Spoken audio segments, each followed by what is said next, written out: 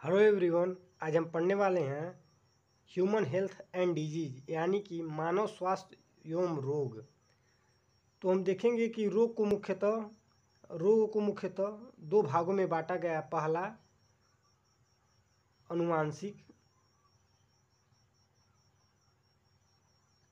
अनुवांशिक और दूसरा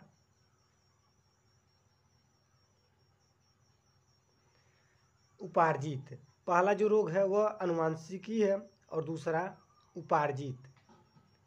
अब उपार्जित दो प्रकार का होता है, एक इन्फेक्शियस और एक नॉन इन्फेक्शियस।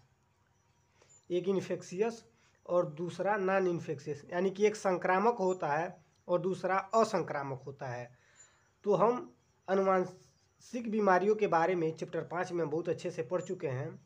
उपार्जित में इन्फेक्शियस के बारे में हम पढ़ रहे हैं, जो कि हमारा पहला वीडियो उपार्जित बीमारी के इन्फेक्शियस पर टाइफाइड के बारे में था। ये दूसरा वीडियो है इस चैप्टर का, जिसमें हम बैक्टीरियल डिजीज के न्यूमोनिया रोग के बारे में हम पढ़ने वाले हैं।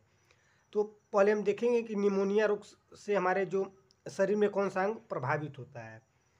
तो न्यूमोनिया रोग में, इस रोग में फुफ्फुस यानी कि लंग्स के वायुकोष्ठ संक्रमित होते हैं। हमारे रेस्पिरेटरी सिस्टम के जो वायुकोष्ठ यानी कि एल्वुलाई जो कहते हैं वह संक्रमित होते हैं। जो हमारे लंग्स में छोटे छोटे छिद्र होते हैं, पहले वह संक्रमित होते हैं। संक्रमण के फलस्वरूप वायुकोष्ठ में जो एल्वुलाई होता है उसमें एक प्रकार का तरल भर जाता है, जिसके कारण सांस लेने में गंभीर समस्याएं उत्पन्न होती हैं। और इस बीमारी के लिए जो पैथोजन जिम्मेदार है वह है स्ट्रेप्टोकोकस न्यूमोनी, या फिर कह सकते हैं डिप्लोकोकस। स्ट्रेप्टोकोकस न्यूमोनी या डिप्लोकोकस न्यूमोनी या हीमोफिल्स इन्फ्लुएंजी। फिर जो ट्रांसमिशन की जो विधियां हैं, यानी एक व्यक्ति से दूसरे व्यक्ति में रोग कैसे संचरित होता है। तो स्वस्थ व्यक्ति को संक्रमण किसी संक्रमित व्यक्ति के छोड़े गए सांसों द्वारा भी हो सकता है, या फिर वह सांस छोड़ता है, उसमें जो कोई एयर ड्रॉप निकलते हैं उससे भी यह संक्रमण फैल सकता है। यह बीमारी संक्रमित व्यक्ति के किसी वस्तु का उपयोग करने से भी हो सकता है, जैसे कि अगर हम संक्रमित व्यक्ति का हैंकी, उसके द्वारा उपयोग किया गया बर्तन, गिलास, कपड़े आदि से भी यह रोग फैल सकता है। अब हम इसके सिम्टम्स यानी लक्षण को इसको हम देखेंगे। अब हम न्यूमोनिया रोग होने के बाद इसके सिम्टम्स, लक्षण और इसके टेस्ट के बारे में जानकारी देखेंगे।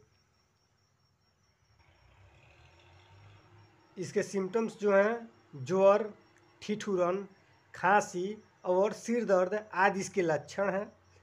अगर बहुत गंभीर मामला होता है तो गंभीर मामलों में ओठ और हाथ की उंगलियों के नाखून का रंग धूसर से लेकर नीला तक हो जाता है।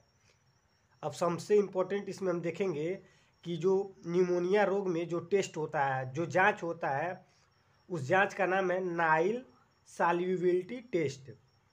जो न्यूमोनिया रोग में जो टेस्ट या जो जांच होता है उसका नाम है नाइल सॉल्युबिलिटी टेस्ट। धन्यवाद वॉचिंग दिस वीडियो।